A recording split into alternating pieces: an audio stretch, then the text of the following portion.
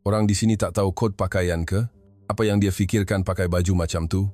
Berani betul dia pakai baju kebaya datang majlis mewah macam ni. Gelak tawa sinis bergema di sekelilingnya, hanya kerana dia memilih untuk menggayakan busana warisan Melayu ke majlis itu. Sengaja nak cari perhatian, jelas sangat. Aku pula yang malu tengoknya. Orang Malaysia sesetengahnya memang macam ni, suka terikat dengan benda-benda lama. Tan Sri, tak apa. Nanti perkara ni pasti sampai ke syarikat mereka. Tak lama lagi bapa mereka mesti datang berlari minta maaf pada saya. Saya nak tengok sangat muka mereka masa tu macam mana. Kumpulan pewaris hartawan itu, yang tidak pernah peduli akan selok-belok pengurusan perniagaan, langsung tidak tahu siapa wanita yang sedang mereka perkatakan. Mereka tidak tahu apa yang telah dia bina dan usahakan. Di sebalik helaian kain songket yang tersarung indah, tersembunyi kebanggaan seorang anak Malaysia hasil penyelidikan ribuan jam dan kepercayaan yang dibina daripada ramai orang. Berikut adalah kisah kemenangan hening seorang wanita Malaysia yang menangani penghinaan dan pandangan rendah dengan cara yang penuh berkelas. Sebelum kita teruskan, jangan lupa untuk tekan butang ikuti dan suka. Sekali tekan, pasti ada perkara baik yang akan berlaku pada anda. Majlis ini merupakan sebuah parti tahunan yang menghimpunkan para pewaris perniagaan terkemuka, diadakan di West Coast, Amerika. Kad jemputan dicetak dengan kerajang perak di atas kertas mewah. Setiap tetamu yang hadir adalah anak-anak golongan elit yang telah disaring latar belakangnya dengan teliti. Ketika saya menerima kad jemputan itu, saya sedang sibuk dalam mesyuarat bersama Jabatan Penyelidikan dan Pembangunan.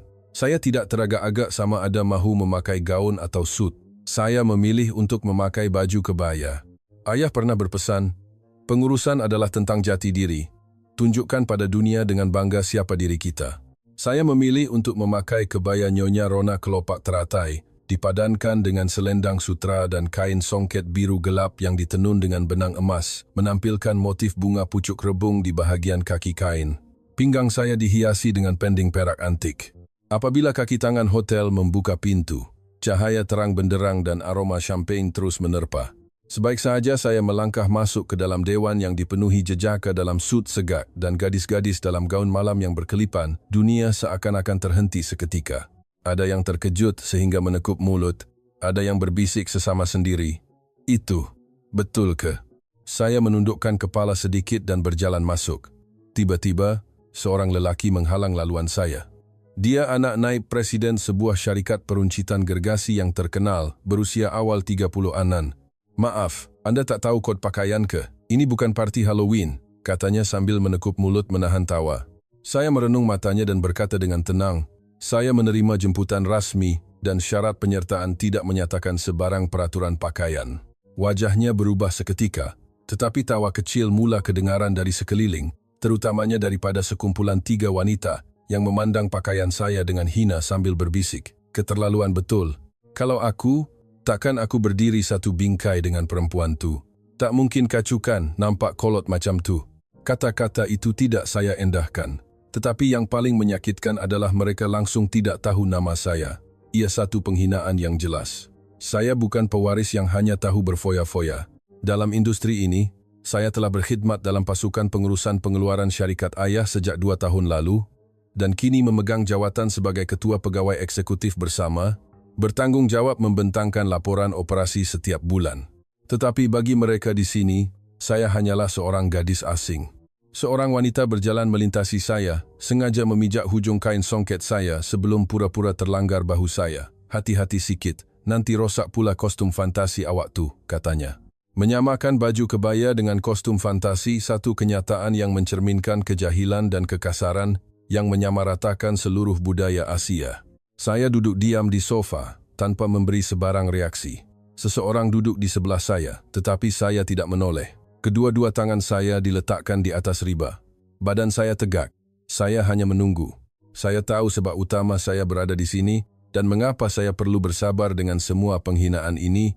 Tidak jauh dari situ, di satu sudut dewan, saya melihat seorang lelaki pertengahan umur dengan pandangan tajam sedang mencatat sesuatu. Pembantu pribadi saya yang duduk berhampiran berbisik, Tan Sri, semua kejadian telah direkodkan. Saya akan laporkan kepada pihak atasan dengan segera. Tak perlu, jawab saya tanpa menoleh. Bukan sekadar rekod, buat mereka sedar apa yang telah mereka terlepas.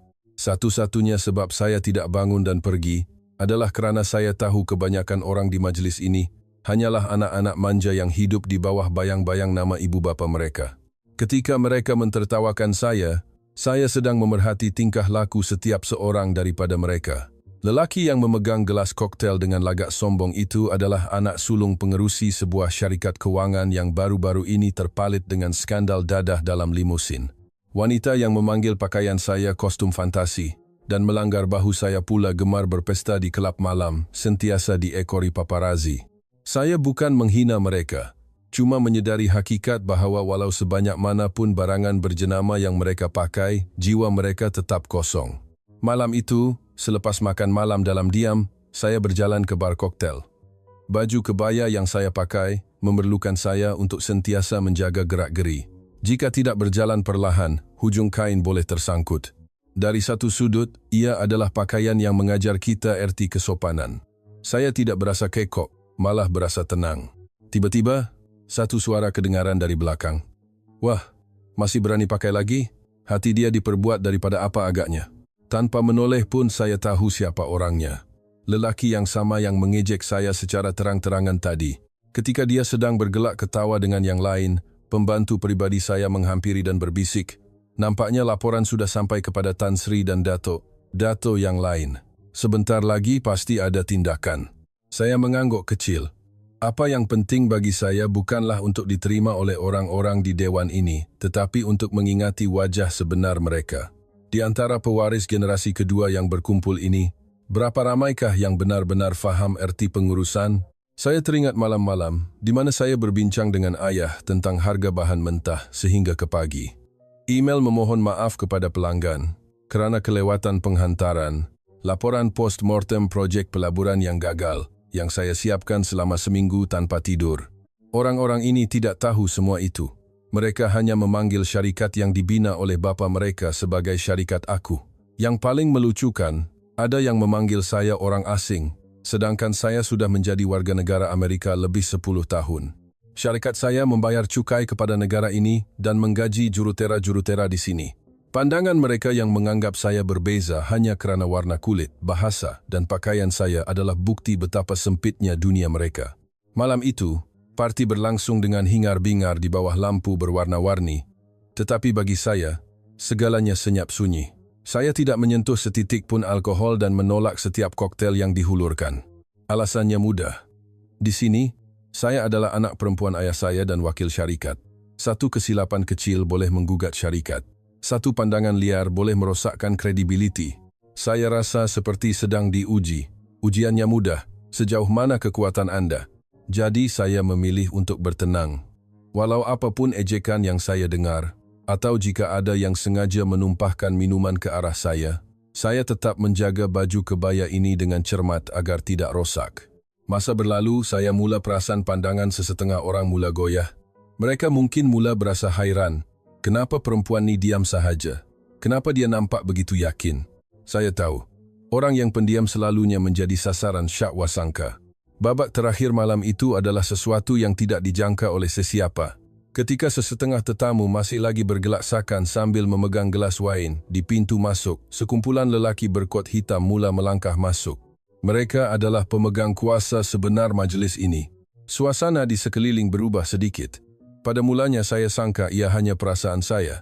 Tetapi tidak lama kemudian, bunyi bising mula reda. Muzik masih bermain, tetapi gelak tawa telah hilang. Semua mata mula tertumpu ke satu arah. Saya tidak menoleh, tetapi pembantu pribadi saya di sebelah bangun dan berbisik, Tan Sri pengerusi sudah tiba. Saya mengangkat muka. Di pintu masuk, 3 orang lelaki berdiri segak dalam sut hitam. Bahu mereka tegap, bibir mereka terkatup rapat. Salah seorang daripada mereka saya kenali dengan baik rakan lama ayah saya dan juga pengerusi syarikat peruncitan gergasi di Amerika yang kami bekalkan bahan mentah semikonduktor. Dia berjalan perlahan ke arah saya. Mereka yang mengenalinya mula berbisik sesama sendiri, tetapi suasana menjadi senyap sunyi apabila beliau berhenti di tengah-tengah dewan. Para pewaris generasi kedua di sekelilingnya mula berundur dengan riak wajah keliru dan terkejut. Tiada siapa menyangka individu berstatus tinggi sepertinya akan muncul dan riak wajah mereka kelihatan kurang mesra. Saya hendak bangun, Tetapi pembantu saya menekan bahu saya dengan lembut. Duduk saja, Cik Aina. Sekarang giliran mereka pula. Dan memang benar. Lelaki yang paling senior dalam kumpulan itu bersuara, "Saya dengar hari ini anak-anak kami berkelakuan kurang sopan. Anak perempuan saya juga salah seorang daripadanya. Saya ingin memohon maaf secara pribadi." Keheningan menyelubungi dewan. Saya menekan hujung jari saya dan berkata dengan tenang, memandangkan orang yang lebih tua sudah bersuara, "Saya sudi menerima permohonan maaf itu. Tetapi saya tidak datang ke sini untuk menunggu permohonan maaf daripada sesiapa." Seorang lagi pengerusi bertanya, "Anda anak perempuan kepada pemilik syarikat itu, bukan?" Saya mengangguk. Mereka menghela nafas lega, bercampur sedikit kerisauan. Pada saat itulah, para pewaris di majlis itu baru menyadari siapa sebenarnya orang yang telah mereka pandang rendah.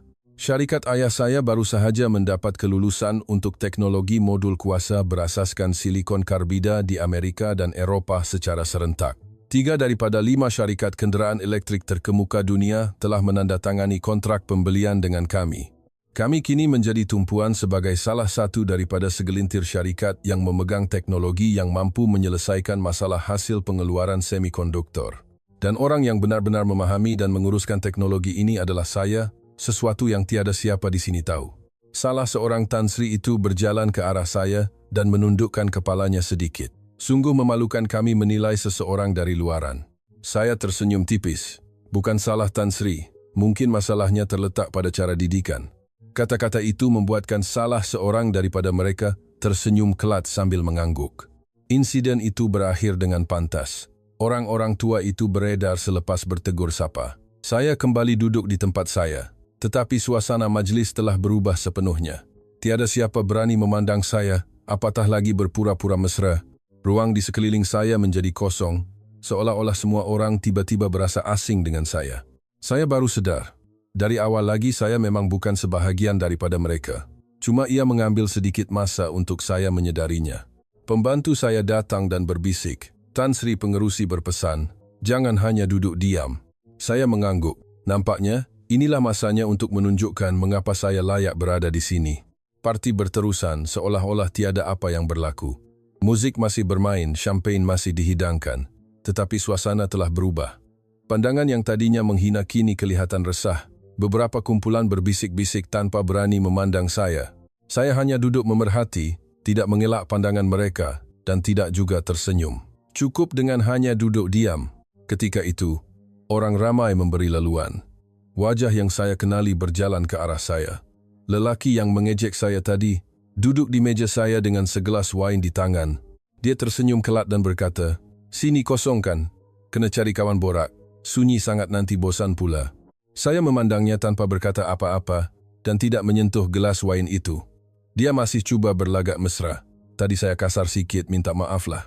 Gurau saja tak sangka awak ambil serius, sampai saya pun jadi tak keruan. Jelas sekali permohonan maaf itu tidak ikhlas. Wajahnya lebih kelihatan seperti orang yang berasa malang daripada menyesal. Saya menjawab ringkas, "Jenaka hanya akan jadi lucu jika orang yang membuatnya kelakar." Wajahnya kaku seketika. Sebelum dia meletakkan gelas wainnya dengan kasar di hadapan saya. "Ayuhlah, anggap saja awak dah terima maaf saya. Minum segelas, barulah nampak elok sikit." Wain berwarna delima di dalam gelas itu memantulkan cahaya lampu. Saya memandang gelas itu dan berkata perlahan, "Saya tidak minum. Terutamanya dari gelas yang dihulurkan oleh orang lain." Dia ketawa sinis. "Apa nih? Masih tak percayakan saya? Orang-orang tua kita pun dah selesaikan kan? Sudahlah tuh." Orang di sekeliling mula memerhati. Ada yang mengalihkan pandangan, ada yang menanti apa yang akan berlaku seterusnya. Saya bersandar di kerusi dan memandang lurus ke hadapan. Bagi saya, majlis ini bukan penamat, tetapi permulaan. "Nampaknya awak yang belum bersedia untuk tamatkannya." Dia terdiam sejenak, sebelum mencuba nasib terakhir dengan jenaka hambarnya. "Kalau macam tu, kita laga gelas sajalah, tak perlu minum. Jaga adab sikit, atau di Malaysia, ini dianggap kurang ajar." Tiba-tiba, pembantu pribadi saya datang dan meletakkan gelas kosong di sebelahnya dengan senyap. Kemudian mengambil gelas wain di hadapan saya dan meletakkannya di hadapannya pula. Saya berkata tanpa menoleh, "Cuba awak fikirkan, jika awak menerima gelas daripada entah siapa-siapa, yang awak tak tahu telah dipegang oleh siapa, Apakah risiko yang mungkin timbul? Pembantu saya menyambung ringkas. Dari segi undang-undang, niat tidak sepenting perbuatan. Tingkah laku itu sendiri sudah dianggap satu risiko, terutamanya gangguan, sama ada secara fizikal atau lisan. Kami ada bukti yang jelas. Mata lelaki itu mula goyah. Dia kelihatan seperti mahu berkata sesuatu, tetapi terdiam. Akhirnya, dia bangun dan berkata sebelum pergi, "Sekarang mungkin awak bernasib baik, tapi kalau berlagak diva macam ni, hati-hati, senang jatuh nanti." Saya memandang belakangnya dan berfikir, untuk memahami seseorang, cukuplah dengan tidak memandang rendah padanya. Tetapi orang seperti ini tidak mahu memahami, mereka mahu mengawal. Dan itulah perkara yang paling saya benci. Malam itu, saya tidak menyentuh setitik pun alkohol dan menjaga setiap inci busana saya sehingga saat terakhir. Itulah satu-satunya cara untuk saya membuktikan diri. Orang tidak melihat pada kata-kata atau jawatan, tetapi pada perbuatan dan sikap. Saya sudah lama tahu, kata-kata boleh hilang, tetapi sikap akan kekal dalam ingatan. Beberapa hari selepas parti itu berakhir, keadaan tenang. Para pengerusi dan mereka yang memerhati saya di majlis itu menjalani kehidupan seperti biasa. Sehinggalah suatu hari, ayah menelepon. Suaranya tenang seperti biasa, tetapi setiap perkataannya berat. Agensi perolehan pusat kerajaan persekutuan telah menghubungi kita. "Ayah nak Aina uruskan sendiri sampel untuk suku tahun ini, boleh?" Saya terdiam sejenak. Perolehan peringkat kerajaan bermakna, ini bukan projek swasta biasa. Ia adalah peluang untuk menjadi pembekal rasmi kepada kerajaan. Ayah mengeluh. Akhirnya, isu silikon karbida ini meletup juga. Silikon karbida adalah bahan asas yang penting untuk hampir semua teknologi yang memerlukan kecekapan tenaga tinggi kereta elektrik, drone, aeroangkasa, dan sistem grid pintar. Tetapi proses penulenannya rumit dan sukar untuk mengawal benda asing. Sehingga kini, hanya beberapa syarikat di Jepun dan Jerman yang mampu mengekalkan kualiti yang konsisten. Tetapi tahun ini, rantaian bekalan di Eropah goyah, dan Jepun mula mengehadkan ekspor untuk kegunaan dalam negara. Amerika Syarikat terpaksa mencari alternatif lain, dan alternatif itu adalah syarikat kami. Kami telah melabor dalam bidang ini selama 7 tahun. Ratusan sampel yang gagal, mesin di barisan percubaan yang rosak, bernilai jutaan ringgit. Tetapi kami tidak pernah membuang data kualiti. Kami terus menambah baik reka bentuk untuk mengurangkan pembaziran. Dan kini, teknologi itu menjadi aset yang tidak ternilai. Saya duduk di bilik mesyuarat di Pejabat Cawangan, dengan semua dokumen sedia. Di skrin panggilan video, nama-nama yang biasa muncul. Naib Presiden Teknologi sebuah syarikat kereta elektrik global, Ketua Pegawai Teknologi Syarikat Rakan Kongsi, Jabatan Pertahanan, dan pengarah kelulusan komponen syarikat kuasa elektrik Amerika. Walaupun melalui penterjemah, kebanyakan mereka memahami istilah teknikal secara langsung, menjadikan perbincangan kami serius dan mendalam. Saya menerangkan had full ton wafer sampel, graf pelesapan haba, purata kadar kecacatan setiap lot, dan angka terkini dari barisan pengeluaran sebenar. Pada mulanya mereka ragu-ragu, tetapi apabila saya menunjukkan graf dan data terperinci, mereka mula mengangguk. Salah seorang daripada mereka berkata, "Anda sangat jujur. Tiada cakap besar, hanya keyakinan dan angka yang boleh disahkan. Saya suka sikap ini." Pada saat itu, saya rasa bukan sahaja teknologi syarikat yang diluluskan, tetapi diri saya sendiri juga telah diterima. Selepas itu, jadual saya menjadi sangat padat. Lawatan tapak, pembangunan sistem laporan dengan penyelia kilang kami. Saya terpaksa berpindah sementara ke kilang kami di Amerika. Ketika inilah sesetengah orang mula menghubungi saya secara senyap. Mesej yang dimulakan dengan permohonan maaf tentang malam itu atau tawaran untuk bekerja sama pada masa hadapan. Antaranya termasuklah pewaris generasi kedua yang pernah mentertawakan saya. Tetapi saya tidak membalas. Tidak perlu. Apa yang penting bagi saya bukanlah untuk membalas dendam atau membina rangkaian, tetapi untuk menggunakan teknologi dan kredibiliti bagi membuka laluan ke pasaran. Malam itu, sambil meneliti laporan teknologi di meja kerja, saya teringat pesanan ayah. Orang akan menilaimu dari pakaianmu, menilai tarafmu dari lohatmu, dan melabelmu dari rupa parasmu. Tetapi nilai sebenar terletak pada angka, pada sikap, dan pada hasil kerja. Sentiasalah fokus pada nilai sebenar, Aina. Saya menyelak helaian dokumen seterusnya, dengan keyakinan bahwa ini hanyalah satu permulaan. Selepas menandatangani kontrak sampel, email saya dipenuhi dengan jemputan mesyuarat setiap hari. Permintaan sebut harga, jadual ujian produk. Terdengar kabar bahwa dokumen rasmi yang mempunyai nama saya mula tersebar dalam komuniti teknologi di sana. Tetapi sesuatu yang lebih mendebarkan sedang menanti. Pertemuan tidak rasmi. Pada mulanya ia kelihatan seperti ajakan minum kopi biasa. Tetapi apabila saya melihat nama pengirim, ia bukan biasa-biasa. Naib Presiden Syarikat Gergasi, eksekutif kanan yang menjaga rantau Asia untuk sebuah syarikat pengedaran, malah penasihat kepada syarikat rakan kongsi pertahanan. Nama di belakang jawatan mereka lebih berat daripada jawatan itu sendiri.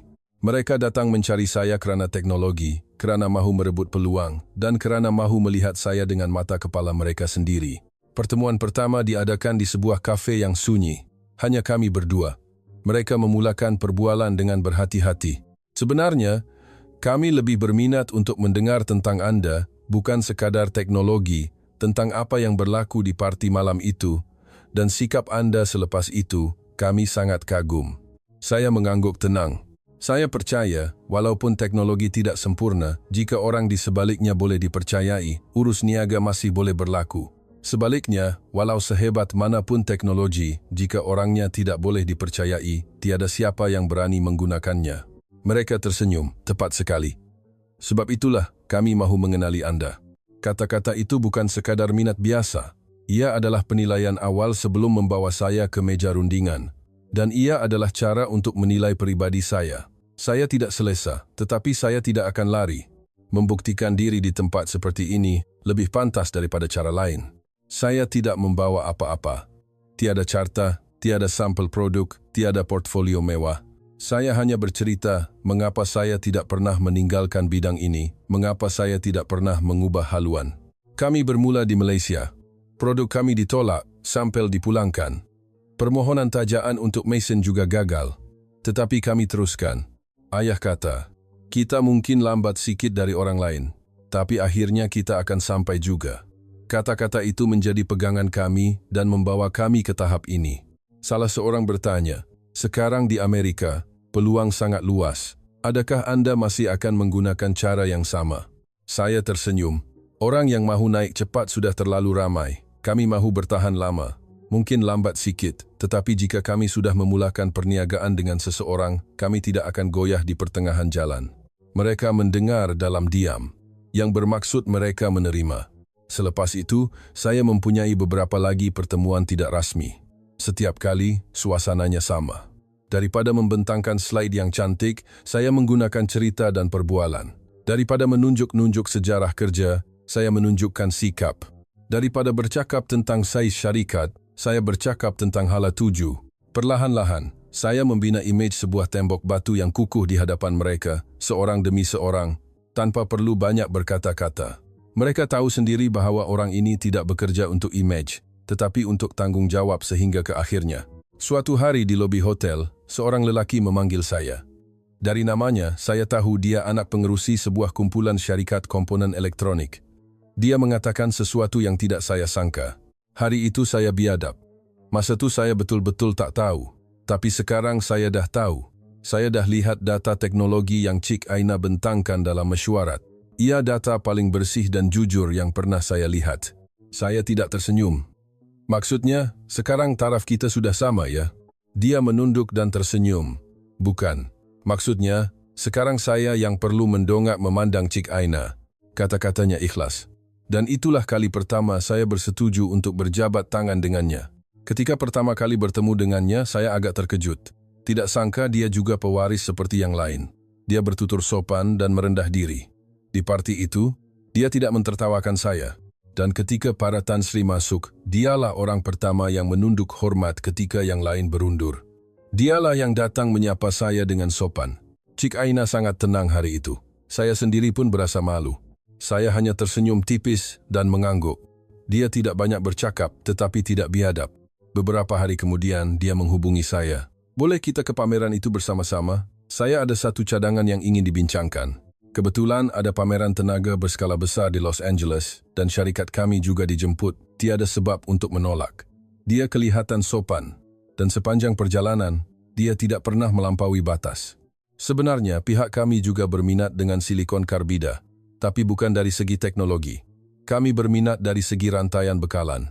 Saya mahu menceburi perniagaan pengedaran. Saya berkata dengan tenang, jika hanya pengedaran tanpa teknologi, harga Anda akan mudah ditekan. Dia tersenyum dan mengangguk. Sebab itulah saya datang berjumpa Cik Aina sekarang. Saya mahu berhubung terus dengan orang yang boleh menentukan kos. Perbualan seperti ini bukan kali pertama. Kebanyakannya hanya mahukan saluran pengedaran dan melihat teknologi sebagai salah satu kad di tangan mereka. Tetapi lelaki ini sedikit berbeza. Dia mungkin tidak faham teknologi sepenuhnya, tetapi sekurang-kurangnya dia berpura-pura mengambil berat. Masalahnya, lakonan berpura-pura inilah yang sukar untuk dibaca, sama ada ia benar atau palsu. Keesokan harinya selepas pameran, dia menghubungi saya lagi. Saya dah tempah sebuah restoran yang sunyi. Cik Aina boleh tolak, tapi saya betul-betul nak belanja makan malam. Saya teragak-agak seketika sebelum bersetuju. Saya maklumkan jadual saya kepada pembantu peribadi dan menyuruhnya ikut, tetapi dia menegaskan ia hanya perbincangan perniagaan. Restoran itu mewah tetapi tidak keterlaluan. Makanan pun sedap. Sepanjang makan, dia berbual tentang tren industri dan pengurusan dana dengan bernas. Saya perhatikan rangkaian dan aliran tunainya kelihatan sesuai untuk membina jaringan pengedaran. Masalah timbul apabila pencuci mulut dihidangkan. Sebenarnya, Cik Aina ini orang yang berbahaya. Apabila saya mengangkat muka, dia tersenyum. Sebab Cik Aina nampak terlalu bersih. Bila kita berada dekat dengan orang yang terlalu bersih, kita akan mula rasa diri kita kotor. Saya kekal tenang. Itu bukan pujian. Ia taktik lama untuk mendedahkan kebenaran yang tidak selesa bagi membuat pihak lawan leka. Dia menyambung, sebab itu, sesetengah orang mahu menguji. Nak tahu sejauh mana Cik Aina boleh kekal bersih, sejauh mana Cik Aina boleh bertahan. Itu saja. Saya meletakkan garpu perlahan-lahan. Kalau ini hanya ujian main-main, saya tak akan ambil hati. Tapi kalau ini satu rancangan, saya akan ambil tindakan undang-undang. Dia tidak tersenyum dengan kata-kata itu. Seperti yang dijangka. Langsung tidak mengecewakan. Kemudian, dia mengeluarkan sebuah kotak kecil dan menolaknya ke arah saya. Benda ni boleh jatuh ke tangan sesiapa saja, tapi saya tahu cara macam ni tak akan berkesan dengan Cik Aina. Saya menyimpan kotak itu ke dalam beg tanpa membukanya. Saya tahu serta-merta. Walaupun bukan benda sebenar, ia digunakan untuk menggertak, untuk memberi isyarat, kalau aku nak buat, aku boleh buat. Saya bangun. Kalau ini sikap sebenar awak, maknanya semua sikap awak sebelum ini hanyalah lakonan. Sayang sekali, saya hampir percaya. Dia tetap duduk. Walau apapun, suatu hari nanti kita pasti akan duduk semeja juga. Sebab akhirnya, Cik Aina kena pilih jalan yang realistik. Saya tidak menjawab. Saya memanggil pembantu saya untuk mengambil kereta dan terus keluar dari restoran. Malam itu, kotak itu dihantar ke Jabatan Undang-Undang untuk diperiksa. Tiada apa-apa yang mencurigakan. Ia bukan benda sebenar, hanya replika untuk ugutan simbolik. Saya berasa kecewa. Dia fikir dia boleh menguji saya dan menganggap itu sesuatu yang hebat. Saya tidak bertemu dengannya lagi, dan saya yakin selepas ini akan ada lebih ramai yang datang. Tetapi sesetengahnya mungkin menghulurkan tangan sambil menyembunyikan pisau di belakang. Saya mau menjadi orang yang boleh menolak tangan-tangan itu dari awal lagi.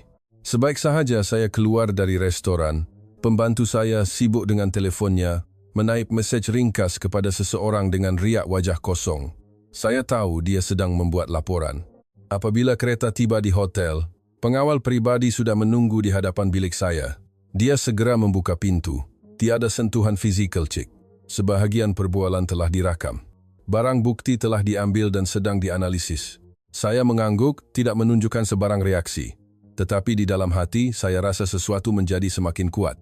Lelaki itu tidak berniat mencederakan saya secara langsung, tetapi mau menghantar mesej, aku boleh hancurkan kau bila-bila masa. Di luaran nampak seperti seorang budiman, tetapi di dalamnya tersembunyi cara orang berkuasa yang suka menggugat orang yang lebih lemah. Masalahnya, dia tidak tahu saya bukan orang yang lemah. Keesokan paginya, peguam, pengawal pribadi, dan pembantu saya bermesyuarat di bilik saya. Saya duduk diam ketika mereka meletakkan laporan di atas meja. Individu tersebut adalah anak kedua pengerusi kumpulan Mo Electronics. Kini sedang berhubung dengan rangkaian pelaburan luar sistem di Amerika. Reputasi luaran baik, tetapi pernah ada masalah dan rekod kes digugurkan, lapor peguam. Pembantu saya menyambung, pertemuan ini adalah salah satu kes yang kami klasifikasikan sebagai mencurigakan lebih awal. Kami telah merekodkan audio, sejarah penggunaan kad, masa masuk keluar, dan rakaman CCTV. Ada tingkah laku yang boleh ditafsirkan sebagai niat jenayah. Saya akhirnya bersuara, tapi akhirnya dia tidak melanggar batas. Pengawal pribadi mengangguk. Itulah yang lebih berbahaya, Cik. Ugutan secara tidak langsung lebih teruk daripada perbuatan sebenar. Dari segi undang-undang pun sukar untuk disabitkan. Kita perlu lebih berhati-hati. Saya memandang kota itu. Kita tidak akan ambil tindakan undang-undang sekarang. Tapi simpan maklumat ini dalam rekod kita. Jika dia melampaui batas, kita tidak akan berdiam diri. Semua orang mengangguk. Saya keluar dari bilik dalam diam, hati masih rasa tidak selesa, tetapi lega kerana pasukan saya bertindak sebelum saya mengarahkannya. Mereka mempercayai saya dan sentiasa menjaga keselamatan saya. Itu sangat bermakna. Petang itu, sesuatu yang tidak dijangka berlaku di lobi hotel. Seorang kaki tangan pameran menghampiri saya dan berbisik, "Hati-hati dengan lelaki malam tadi. Dia pernah buat macam tu pada pekerja wanita kami sampai jadi kes. Tapi masa tu tak ada bukti." Saya tersenyum. Kali ini ada bukti, dan saya tahu siapa yang berada di pihak saya. Perbualan ringkas itu menenangkan saya. Saya tidak berkhayal seorang diri. Lelaki itu memang begitu, dan ada orang yang memerhatikannya secara senyap sehingga datang memberi amaran kepada saya. Malam itu, buat pertama kalinya saya belanja pengawal pribadi saya minum kopi dan bertanya, "Ada apa-apa isyarat yang saya terlepas pandang?" Dia menjawab dengan tegas, "Tidak, Cik Aina." Cik Aina langsung tidak memberi ruang. Tetapi kami tahu cara membaca pandangan orang yang mencari ruang itu. Itu tugas kami. Saya tersenyum. Bertua saya ada pasukan profesional di sisi saya. Dan memang benar. Saya percayakan pasukan ini. Tanpa mereka, saya mungkin hanya memendam kemarahan seorang diri. Tetapi sekarang berbeza. Di sekeliling saya ada orang yang bertindak sebelum saya, yang membuat laporan sehingga lewat malam dan mengesan risiko untuk keselamatan saya. Malam itu, sambil menandatangani laporan, saya berjanji pada diri sendiri. Tidak kira siapa yang muncul atau apa jua ujian yang dilemparkan, saya akan menanganinya dengan cara saya. Bukan dengan kekerasan, bukan dengan mengelak, tetapi dengan membalas secara senyap dengan bukti yang kukuh. Itulah cara bertanggung jawab yang telah saya pelajari. Hasil kerja mula kelihatan dalam bentuk angka dengan cepat. Sampel produk dihantar 2 hari lebih awal dari jadual, lulus pemeriksaan kualiti dengan 98% kesempurnaan, dan menerima pujian dari rakan kongsi tentera AS sebagai tindak balas paling boleh dipercayai yang pernah diterima dari sektor swasta. Tetapi anehnya, saya lebih mengingati kata-kata ringkas seorang pekerja daripada semua pujian itu. "Puan Pengerusi datang sendiri lagi hari ini, barulah rasa lega sikit." Saya tersenyum. Sejak itu, saya melawat kilang setiap hari, bekerja di sudut kopi pekerja. Bukan untuk mesyuarat, tetapi untuk memahami. Saya sentiasa berfikir, saya mesti tahu lebih banyak daripada pekerja saya. Suatu hari, seorang jurutera teknikal tersilap memasukkan data pemeriksaan. Saya yang menemuinya semasa semakan terakhir. Sesiapapun boleh buat silap. Masalahnya ialah apa yang berlaku selepas itu. Saya tidak memanggilnya untuk memarahinya, tetapi berkata, "Saya pun pernah buat silap, tapi tolong pastikan kesilapan yang sama tidak berulang." Matanya terbeliak, tidak tahu mahu berkata apa. Saya menghulurkan sekeping nota.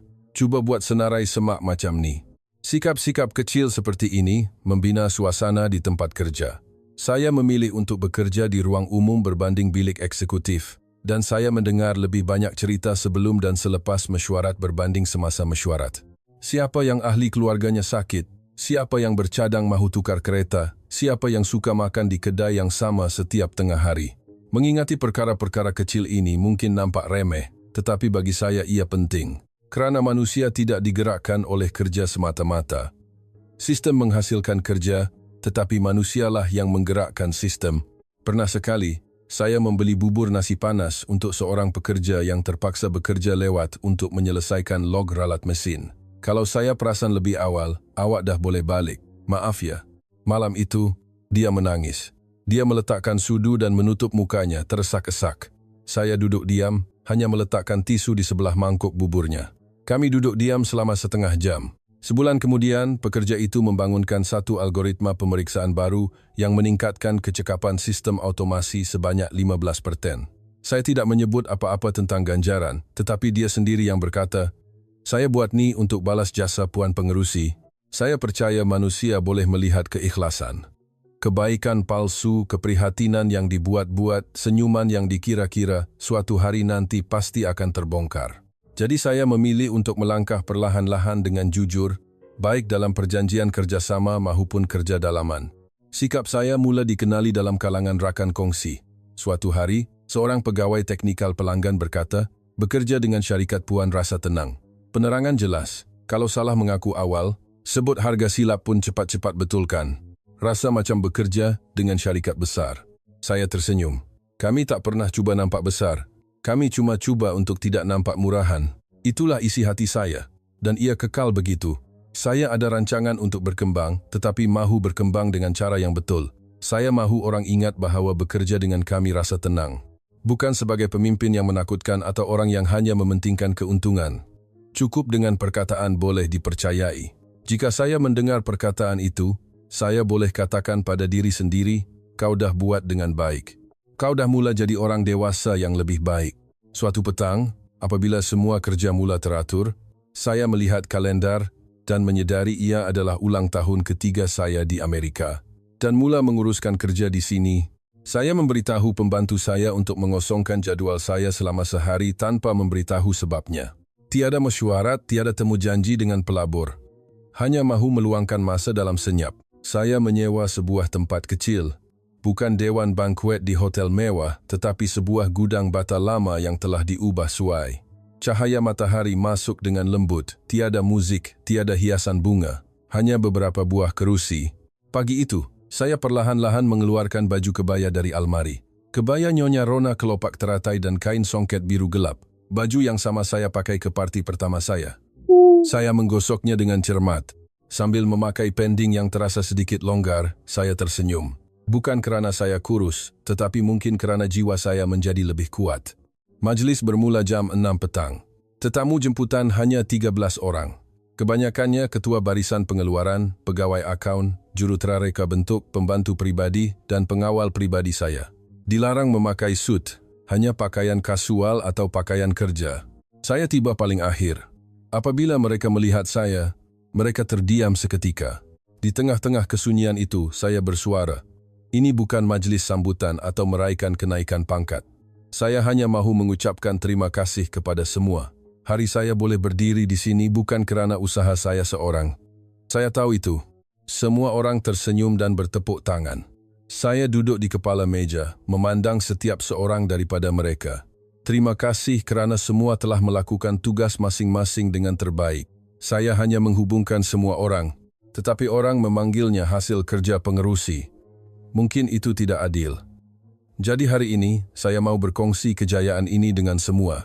Ada yang bergurau, jadi lepas ni, keuntungan kontrak pun akan dibahagikan juga. Saya ketawa. Kandah bahagi, persekitaran kerja yang lebih baik, bonus dan majlis hari ini. Semua orang ketawa. Kami menikmati hidangan ringkas bersama. Tiada yang istimewa. Hanya nasi lemak bungkus daun pisang, kuih muih dan buah-buahan. Tiada wine atau champagne.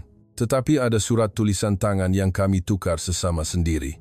Saya meletakkan nota kecil yang saya tulis di hadapan setiap orang. Terima kasih atas dedikasi Anda pada kerja rutin setiap hari. Saya bangga dengan Anda kerana tidak membiarkan kesilapan, tetapi membetulkannya. Kata-kata yang awak cakapkan sambil lalu hari itu telah membantu saya melepasi hari tersebut. Mereka yang datang untuk mengucapkan tahniah kepada saya, sebaliknya, terpaksa mengesat air mata secara senyap sambil membaca nota saya. Saya suka suasana seperti ini. Saling berpandangan dalam diam, saling menunduk hormat, saling menerima tanpa perlu berkata-kata. Itulah yang saya mahukan. Malam itu, saya mengakhiri dengan kata-kata, saya akan berada di sini untuk masa yang lama. Saya tak akan kemana-mana. Ada orang membina syarikat, ada orang menjual syarikat, ada orang hanya menikmati imej jenama. Tetapi saya mahu syarikat ini diingati sebagai seorang insan, dan saya akan menjadi orang pertama yang melakukannya. Semua orang bangun dan bertepuk tangan. Baju kebaya saya berkilauan senyap di bawah cahaya lampu. Sekali lagi, tiada siapa yang mentertawakan, tiada siapa yang memalingkan muka. Itu sudah cukup bagi saya. Sesetengah orang mungkin mengingati hari ini sebagai hari biasa. Tetapi bagi saya, ia adalah hari di mana saya mengesahkan jati diri saya yang sebenar. Hari di mana saya, dalam persalinan baju kebaya, berdiri teguh di tempat saya sendiri. Saya telah berdiri di tengah-tengah kemenangan hening yang saya cipta sendiri. Terima kasih kerana mendengar kisah saya sehingga tamat. Jika Anda suka cerita ini, sila tekan butang suka, ikuti, dan jangan lupa untuk mendengar cerita-cerita saya yang lain.